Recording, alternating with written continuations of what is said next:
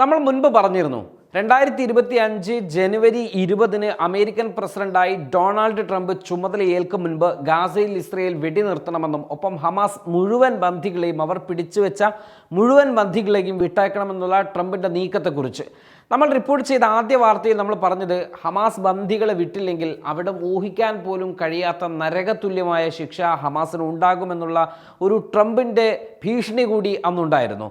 ഒപ്പം ഇസ്രയേലുമായി ബന്ധപ്പെട്ടുകൊണ്ട് ട്രംപിൻ്റെ ദൂതർ ചർച്ച നടത്തി എന്ന അഭ്യൂഹവും നമ്മളന്ന് പറഞ്ഞിരുന്നു. എന്നാൽ അഭ്യൂഹം അവസാനിപ്പിച്ചുകൊണ്ട് ബെഞ്ചമിൻ നെതന്യാഹുവുമായി ട്രംപിൻ്റെ ദൂതർ ചർച്ച നടത്തി എന്ന വാർത്തയ്ക്ക് സ്ഥിരീകരണം വരികയാണ്.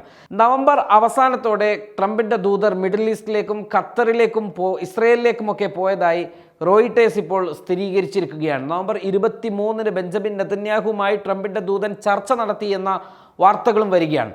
ട്രംപിൻ്റെ ഭരണത്തിന് കീഴിൽ ഔദ്യോഗികമായി ചുമതലയേൽക്കുന്ന സ്റ്റീവ് വിറ്റ്കോഫ് ആണ് ഈ ചർച്ചകൾക്കൊക്കെ നേതൃത്വം വഹിക്കുന്നത് എന്നാണ് ട്രംപ് ടീം ഇപ്പോൾ അറിയിച്ചിരിക്കുന്നത്. നവംബർ അവസാനത്തിൽ ഇസ്രായേൽ പ്രധാനമന്ത്രി ബെഞ്ചമിൻ നെതന്യാഹു, ഖത്തർ പ്രധാനമന്ത്രി ഷെയ്ഖ് മുഹമ്മദ് ബിൻ അബ്ദുറഹ്മാൻ അൽ താനി എന്നിവരുമായി പ്രത്യേകം കൂടിക്കാഴ്ച നടത്തിയതായും ഈ ട്രംപ് ടീം അറിയിച്ചിട്ടുണ്ട്. കഴിഞ്ഞ മാസം നയതന്ത്ര ഇടപെടലുകളിൽ നിർണായക സ്ഥാനം വഹിച്ചിരുന്ന ഖത്തർ അവരുടെ മധ്യസ്ഥ ശ്രമം താൽക്കാലികമായി അവസാനിപ്പിക്കുകയാണ് എന്ന് വ്യക്തമാക്കിയിരുന്നു. എന്നാൽ ട്രംപിൻ്റെ പുതിയ സമാധാന ശ്രമങ്ങൾക്ക് ഖത്തർ പരിപൂർണ പിന്തുണ നൽകിയേക്കും എന്നാണ് പുറത്തുവരുന്ന വിവരങ്ങൾ. കൂടുതൽ ചർച്ചകൾക്കായി ഹമാസ് ഖത്തർ തലസ്ഥാനമായ ദോഹയിലേക്ക് ഉടൻ മടങ്ങുമെന്നും ഖത്തറിനെ ഉദ്ധരിച്ചുകൊണ്ട് വൃത്തങ്ങൾ കൂട്ടിച്ചേർത്തിട്ടുണ്ട്. എന്നാൽ നയതന്ത്ര തലത്തിൽ ചർച്ചകൾ നടത്തുവാനുള്ള അമേരിക്കൻ പ്രസിഡന്റിൻ്റെ സമാധാന ദൂതൻ ഈ നയതന്ത്ര മേഖലയിൽ ഒരു മുൻപരിചയവും ഇല്ലാത്തയാളാണ്.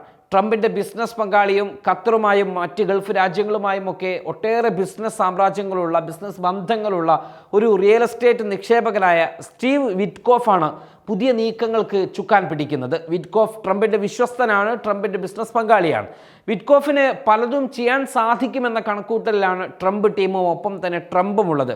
അദ്ദേഹം നവംബർ 22 ദോഹയിൽ വിദേശകാര്യമന്ത്രി കൂടിയായ ഷെയ്ഖ് മുഹമ്മദുമായി കൂടിക്കാഴ്ച നടത്തിയിട്ടുണ്ട്. ഇക്കഴിഞ്ഞ നവംബർ 23 വിറ്റ്കോഫ് നെതന്യാഹുവുമായും ചർച്ചകൾ നടത്തി. ഹമാസ് പ്രതിനിധികളുമായി സംസാരിക്കാൻ ഖത്തറിനെ ചുമതലപ്പെടുത്തുകയും ചെയ്തിട്ടുണ്ട്. അതേസമയം മൊസാദ് തലവൻ ഡേവിഡ് ബെർണിയയെ കാണാൻ ഖത്തർ പ്രതിനിധി ഉടൻ വിയന്നയിലേക്ക് പോകുന്നുണ്ട് എന്നും പറയപ്പെടുന്നുണ്ട്.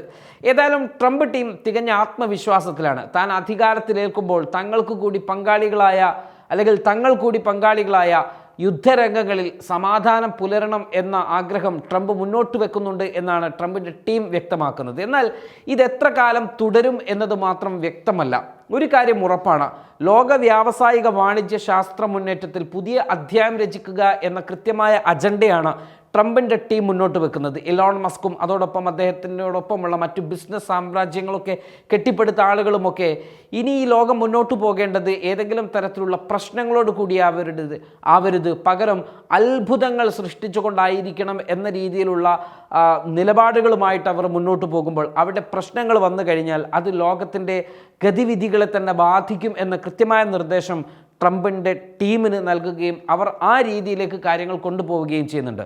ട്രംപ് ടീം നടത്തുന്ന ശ്രമങ്ങൾ വിജയിക്കുകയാണെങ്കിൽ, അതിൽ ആത്മാർത്ഥതയുള്ളതാണെങ്കിൽ, ആ യുദ്ധങ്ങളൊക്കെ അവസാനിപ്പിച്ച് സമാധാനപൂർണമായ ഒരു ലോകത്തിലേക്ക് കാര്യങ്ങൾ കൊണ്ടെത്തിക്കാൻ സാധിക്കും എന്നൊരു ആത്മാർത്ഥതയും ആത്മവിശ്വാസവും അവർക്കുണ്ടെങ്കിൽ അതിനെ സ്വാഗതം ചെയ്യേണ്ടതാണ്. മറിച്ച് തങ്ങളുടെ ഈ അധികാരമേൽക്കുന്ന ആ നാളുകൾ വളരെ സുഗമമാകുന്നതിന് വേണ്ടി, ആക്ഷേപങ്ങൾ ഇല്ലാതെയിരിക്കാൻ വേണ്ടി കേവലം താൽക്കാലികമായ വെടിനിർത്തലും താൽക്കാലികമായ സമാധാന ചർച്ചകളുമൊക്കെയാണ് ഇവർ മുന്നോട്ട് വെക്കുന്നതെങ്കിൽ അത് ആ ടീമിലുള്ള വിശ്വാസ്യത തകർക്കുന്നതിലേക്കും കാര്യങ്ങൾ കൊണ്ടുപോകുമെന്ന് മാത്രമല്ല അവരുടെ തന്നെ ആ വിശാലമായ കാഴ്ചപ്പാടിനെ തകർക്കുന്ന രീതിയിലുള്ള കാര്യങ്ങൾ തന്നെയായിരിക്കും സംഭവിക്കുകയും ചെയ്യുക. ഏതായിരുന്നാലും സമാധാന ചർച്ചകൾ നടക്കട്ടെ, ലോകം സമാധാനപൂരിതമാകട്ടെ എന്ന് നമുക്ക് പ്രാർത്ഥിക്കാം, ആശിക്കാം.